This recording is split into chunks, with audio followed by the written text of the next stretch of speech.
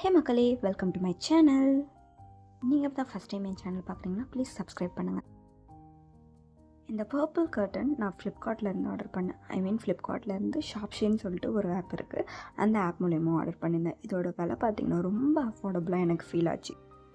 So அதனால் நான் order பண்ணியிருந்தேன். டெலிவரி பேக்கிங்கும் பக்காவாக சூப்பராக நீட்டாக பேக் பண்ணி எனக்கு கொடுத்துருந்தாங்க.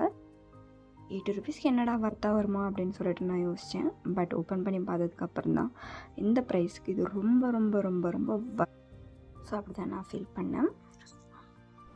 ஸ்க்ரீன் ஆனால் லைட்டாக டிரான்ஸ்பரன்சியாக இருந்துச்சு. பட் இந்த ப்ரைஸுக்கு இது ரொம்ப வர்த்துன்னு தான் நான் சொல்லுவேன்.